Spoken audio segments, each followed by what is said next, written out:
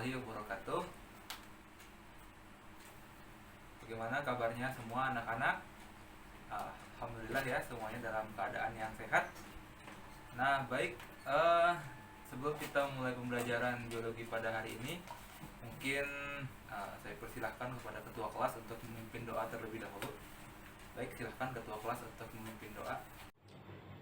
Baik, marilah kepada teman-teman sebelum kita memulai pembelajaran pada hari ini, mari kita berdoa terlebih dahulu.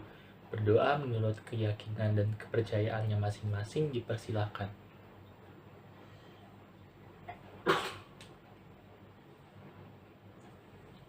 Berdoa dicukupkan.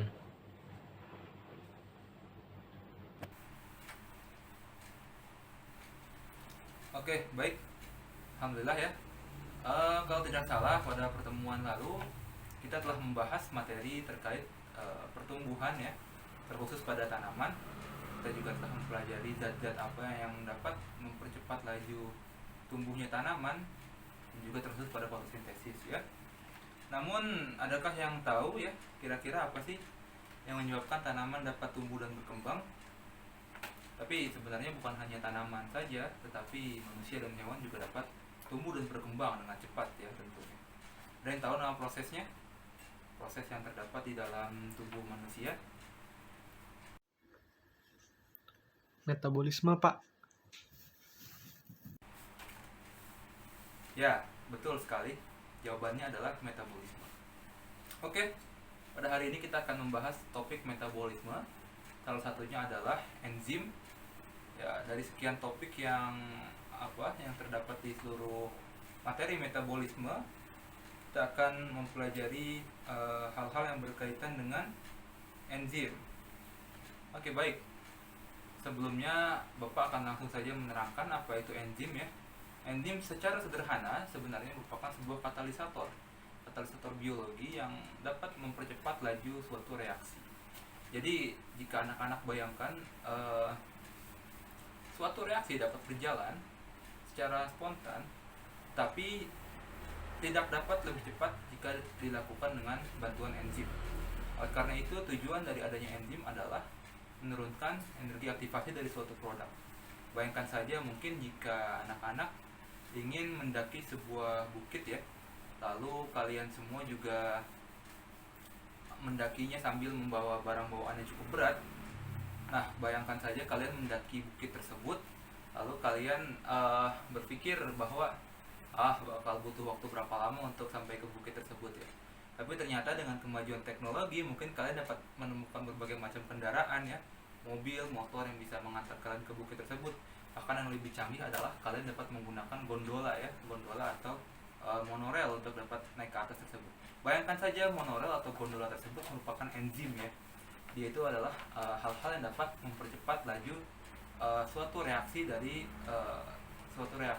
sehingga reaksi tersebut dapat berjalan. Tetap diingat, walaupun reaksi dapat berjalan spontan, reaksi tersebut tetap membutuhkan bantuan enzim untuk dapat mempercepat laju reaksinya.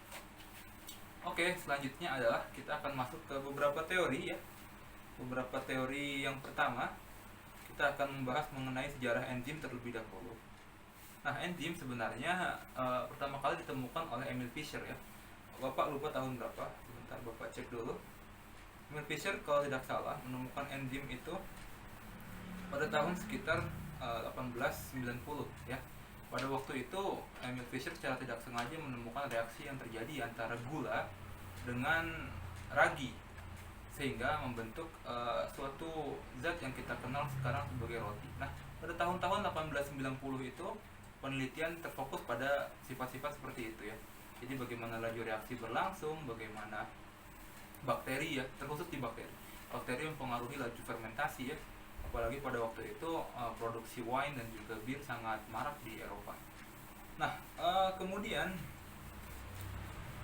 pada tahun 1990-an Emil Fischer kemudian mendapatkan teorinya direvisi oleh seorang yang bernama Daniel Koslan ya. Pada waktu itu Emil Fischer memang penemuannya masih sangat sederhana dan sangat terbatas. Jadi kalau anak-anak perhatikan semua, apa yang ditemukan oleh Emil Fischer itu masih sangat terbatas karena keterbatasan teknologi dan juga alat-alat yang ada di laboratorium pada waktu itu. Mungkin nanti anak-anak bisa baca lebih detail di bahan ajar yang telah Bapak berikan di Google Classroom. Nah, tidak sampai di situ, James B. Haldane ya, James Benjamin S. Haldane itu juga menemukan suatu reaksi ya, ikatan yang lemah antara enzim dengan substratnya yang digunakan untuk mengkatalis suatu reaksi. Jadi walaupun ikatannya lemah, reaksi tersebut akan tetap dapat berlangsung jika dibantu oleh enzim. Nah, terdapat beberapa komponen tambahan ya pada waktu itu ya. Misalkan komponen-komponen seperti besi, mangan, itu juga dapat mempengaruhi daripada laju reaksi tersebut. Oke, kita masuk ke teori yang pertama, yaitu teori lock and key ya. Teori lock and key ini yang mungkin sama-sama kita kenal, yaitu teori gembok dan kunci ya. Mungkin kalau Bapak lihat ada kunci di sini, lalu nanti akan dimasukkan ke gemboknya. Nah, itulah yang akan menjadikan teori ini disebut dengan teori lock and key. Teori di mana terdapat sebuah kecocokan antara enzim dengan substratnya. Pada waktu itu, Emil Fischer beranggapan bahwa enzim akan bekerja dengan substratnya sebagaimana gembok dan kunci bekerja. Jadi ketika gembok dimasukkan ke dalam kunci, maka disitulah akan terjadi reaksi yang dikatalis oleh enzim. Tapi nyatanya reaksi yang disebutkan atau yang dijelaskan oleh Emil Fischer tidak dapat menjelaskan bagaimana enzim mengkatalis suatu reaksi. Oleh karena itu Daniel Koshland ya, Bapak revisi tadi pada tahun 1958, dia menemukan teori induced fit atau teori kecocokan. Nah, pada teori kecocokan tersebut bisa kita lihat bahwa enzim itu akan ukurannya lebih besar daripada substratnya. Jika kita bayangkan tadi ya, pada teori Emil Fischer, enzim itu ukurannya sangat kecil. Jadi ketika bertemu dengan gemboknya atau dengan pasangannya, maka ukurannya itu lebih besar substratnya daripada enzimnya. Enzim saat itu bekerja sebagai kuncinya. Tapi pada teori kecocokan ternyata tidak seperti itu. Jika pada teori yang dibuat atau yang dicetuskan oleh Emil Fischer, reaksi tersebut memiliki kecocokan tetapi tidak dapat menurunkan energi teraktivasi. Karena apa? Karena pada saat itu hanya ngeklop saja atau cocok saja gitu. Lalu bagaimana cara menurunkan energi aktivasinya jika hanya seperti itu? Nah, lalu Daniel Koshland pada tahun 1958 dia menemukan teori ya yang disebut dengan induced fit ya. Induced dan fit ya, teori kecocokan. Jadi pas dan cocok gitu maksud dari teorinya. Nah, pada teori ini Daniel Koshland secara simpel beliau melakukan sebuah analisis antara sebuah kantong dengan kotak magnet ya.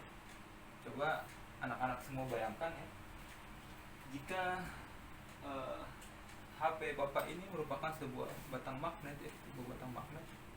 Lalu jika tadi menggunakan teorinya Emil Fischer ya, maka jika dibungkus dengan suatu bungkus atau dengan kantong plastik ya, dengan kantong plastik, tidak ada di sini kantong plastik, maka dia bentuknya hanya akan seperti ini. Pada umumnya substrat itu bakal tetap membengkokkan batangnya secara langsung, gitu, secara spontan. Tapi membutuhkan waktu yang cukup lama. Oleh karena itu dibutuhkanlah enzim. Jika hanya pada teorinya Emil Fischer ya, hanya teori kecocokan. Jadi tongkatnya ini akan klop ya, klop dengan enzim dan tidak akan berpengaruh apa-apa seperti ini gitu. Tapi jika menggunakan teori Daniel Koshland,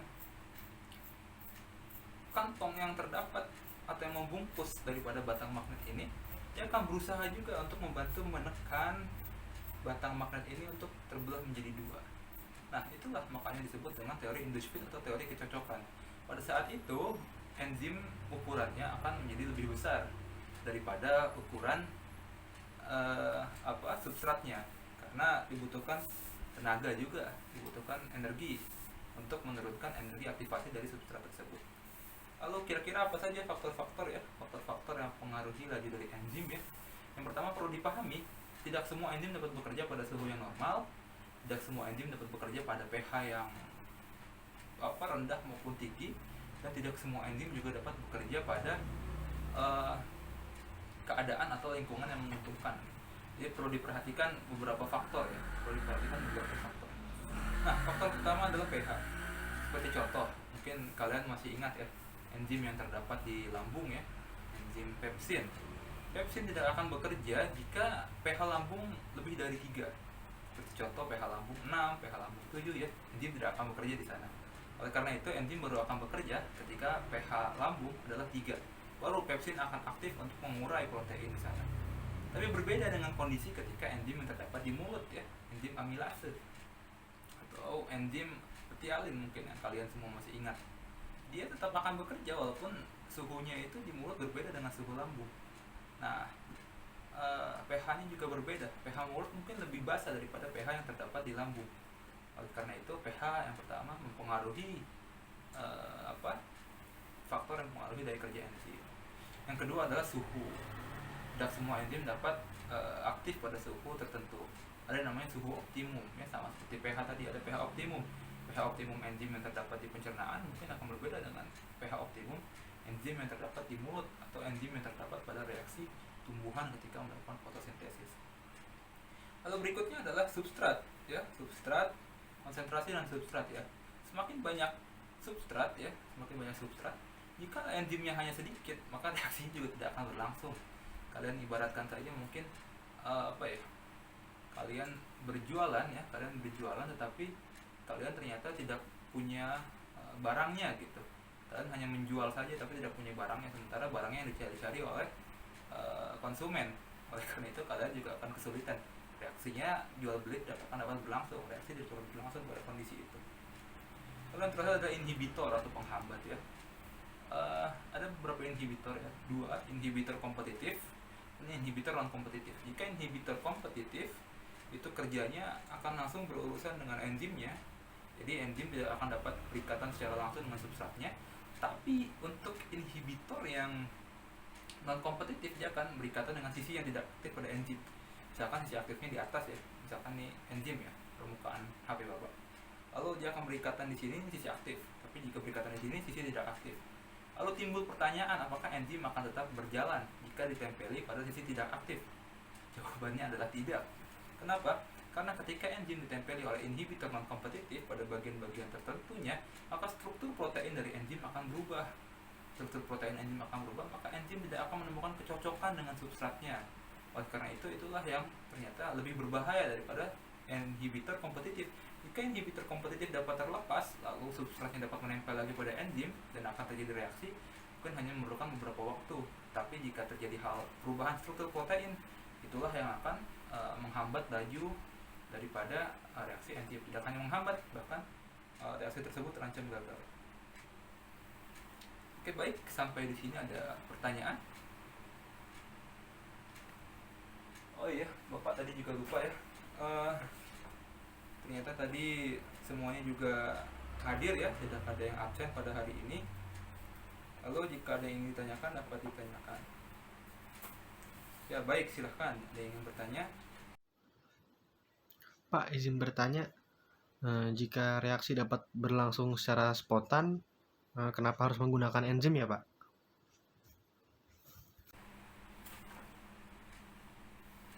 Oke, bagus pertanyaannya ya. Silahkan, jika ada yang ingin menjawab terlebih dahulu, boleh langsung dijawab saja. Bapak sambil mengecek absen dulu.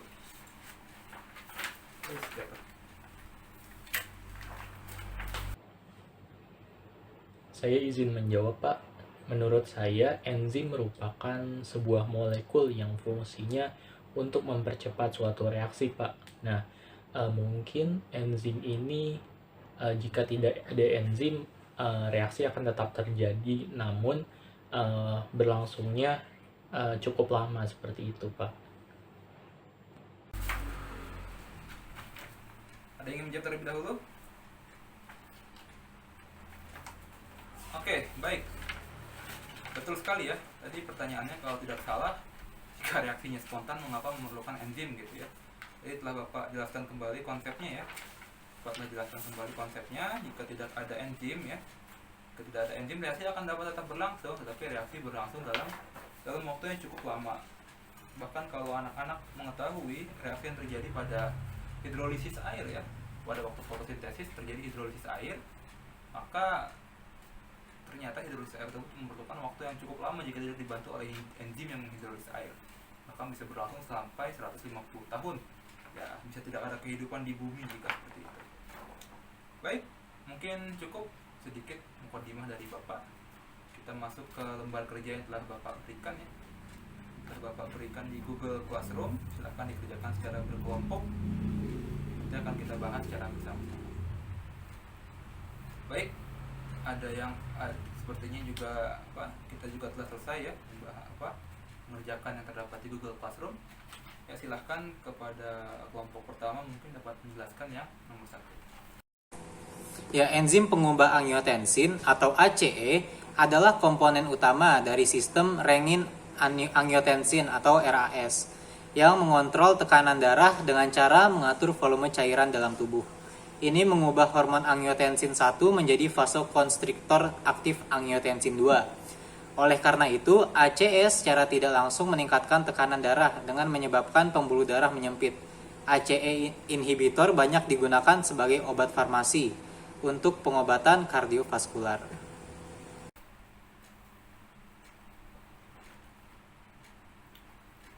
Oke, baik.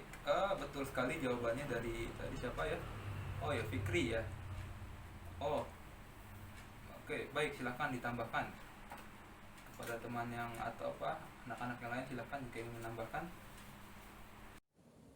Fungsi lain yang kurang dikenal dari ACE adalah degradasi bradikinin, zat P dan protein beta amiloid. ACE adalah komponen sentral dari sistem renin sampai angiotensin atau bisa kita kenal dengan jalur RAS.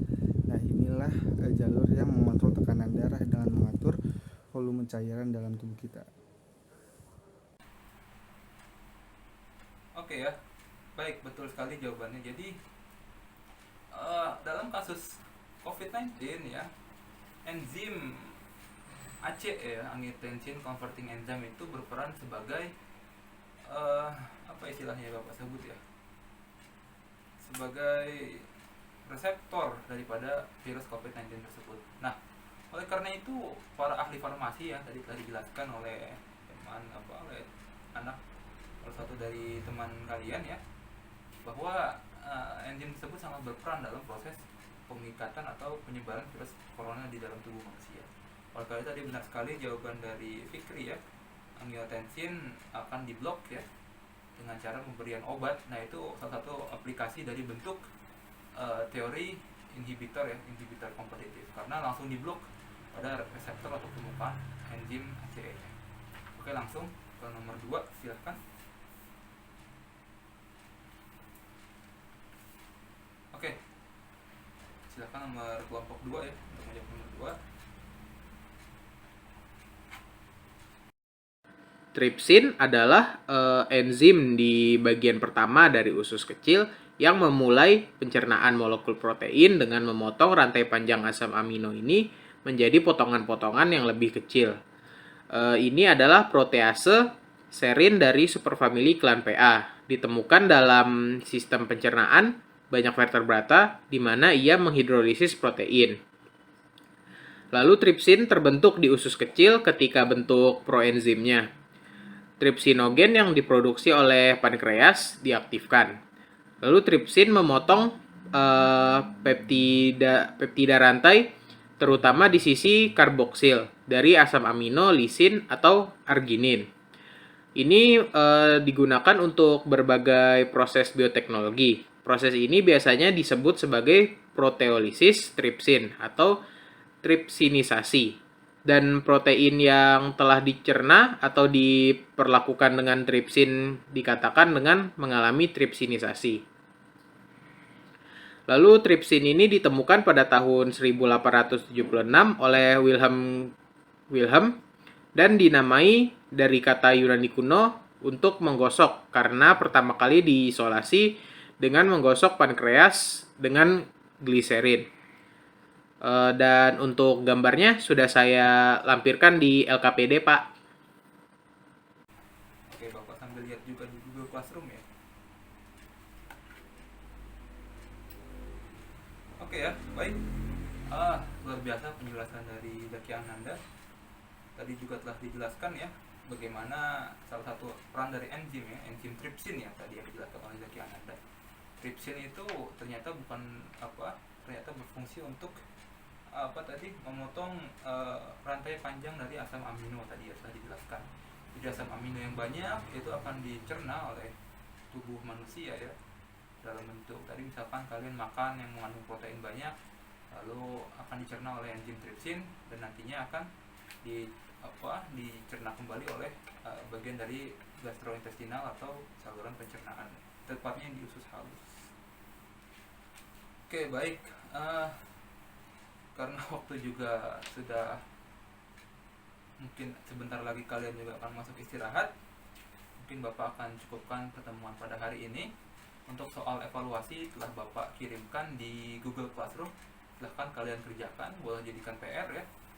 Dan untuk minggu depan ya, menurut catatan Bapak kita akan melakukan kegiatan praktikum ya, silahkan nanti dipersiapkan alat-alatnya ya, telah Bapak siapkan juga. Kalau tidak salah kita akan praktikum mengenai fotosintesis ya, dan bagaimana peran daripada beberapa faktor ya, seperti cahaya, suhu, juga tentunya tanamannya sendiri. Jadi tolong dipersiapkan. Mungkin Bapak akhiri pertemuan kali ini.